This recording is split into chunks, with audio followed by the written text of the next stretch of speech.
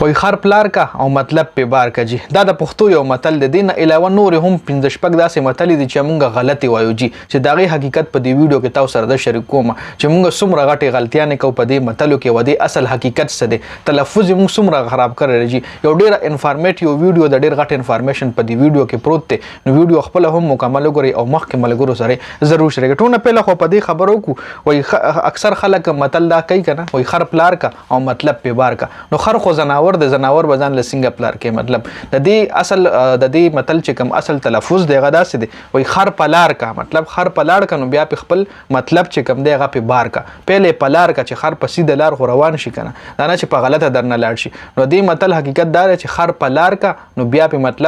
مطلب په خپل بار کا خر پلار کا مطلب په بار کا جی. اصل کې دا سره مونږ وایو خر پلار کا مطلب خر خو یو زناور دی غو بسوک پلار کوي جی. دین علاوه بل یو متل دی چې هغه مونږ وایو اکثر تلفظ د لپاره معذرت کوم جی اصل لفظ دا سدي وای د نر کونه په بدل جی. اکثر مونږ دا سره متل یو ډیر زیات معذرت د ورلد می یوز کو جی خدا مونږ ټوټلی غلط وایو جی. د دې اصل مقصد د دې اصل مطلب تلفظ دا سدي د نر کونه په بدل د نر کونه په بدل یو نر مطلب یو کس تاسو سره خو کی نو ته به هم هغه سره حق نه نه چې مطلب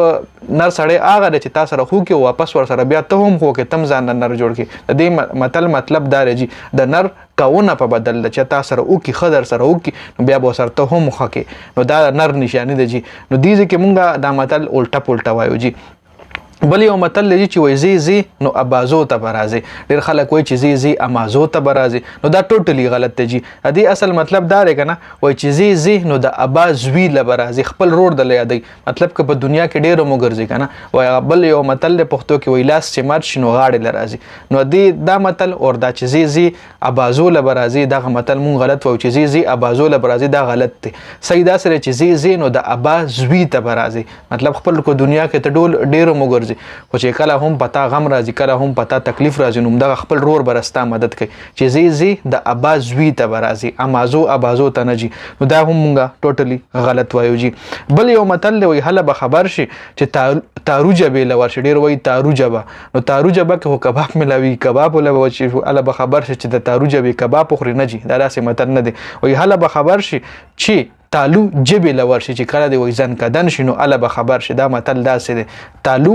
جبه لور شي تارو جبه نه تالو جبه لور شي د ځن کدن په وخت کې تالو او جبه مطلب یو شي نو بیا انسان خبرې نشي کوله. نو مطلب دا دی چې هله به خبر شي چې کله دی تالو جبه لور شي دا مونږ اکثر غلط وایو. بل یو متل چې وای د شپېتو شي نو د وشتو شي اکثر مونږ دا اکثر البته داسې نه دی ویل پکاره چې کس د شپېتو شي نو د جرګو شي مشر شي د خاندان مشر شي هغه په شاله یو ټبر ویجی. نو دا متل مونږه ټوټلی غلط وایو. اصل کې دا په خوا چې کومه زمانہ واغه ټایم کې داس یو دستورو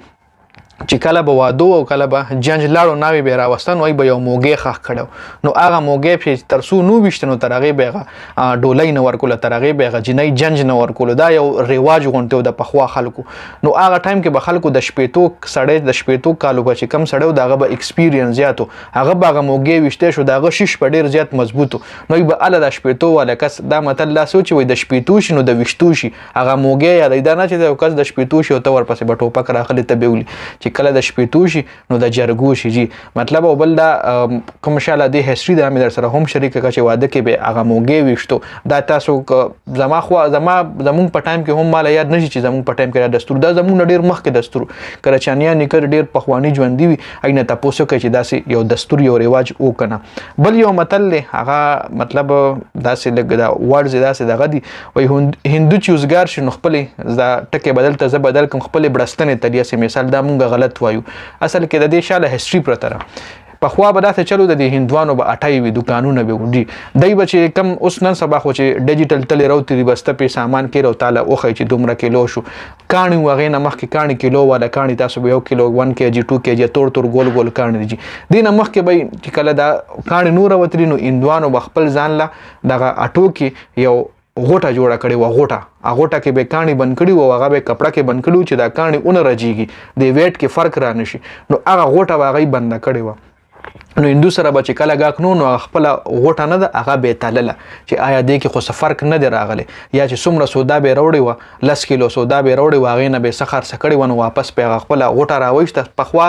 سامانونه به چې کوم که سامانونه یا دغه ویټ نو دا به دوی د غوټو کې بندول غوټه به داسې ورکړې وه کپړه کې به بند کړي وه غوټه به یې ورکړې وه نو هندو سره به چې کله دوکان کې ګاک نو هغه به د خپلې غوټې تللي هغه غوټې به یې راوچتې کې تله کې به کېښې چې آیا دې غوټې نه ما څومره سودا خرڅه کړې ده دې غوټې نه ما څومره سودا خرڅه کړې ده او دا کم ویټ چې دا کم کاڼي چې ما د غوټه کې بند کړي دي کې خو فرق نه دی راغلی ایمانداري و ټایم کې هغه وخت کې ایمانداري و دوکې بازي خو نه وي نن سبا خو ډیجیټل تله کې هم دوکه کوي در سره یا چې کم دا کیلو والا کاڼي دې کې هم در سره دوکې کېږي جي هغه وخت د ساده خلکو وختو د ایماندار خلکو وختو نو هغوی به د خپل کلیریفیکیشن لپاره د خپل ایماندارۍ دپاره هغه غوټه بار بار تړله چې آیا دې کې خو فرق نه دی راغلی کمې زیاتې خو پکې نه دی راغلی سودا مې څومره خرڅه کړه نو دغه متل هم مونږه الټه پلټه وایو جي نو دا یو 15 متلې وي چې دا ما ځان سره راجمع کړی ما بیا دې باره کې در سره انفارمیشن شریک د ویډیو کتلو زیاته مننه ویډیو مخکې ملګرو سره ضرور شریکه کړئ والسلام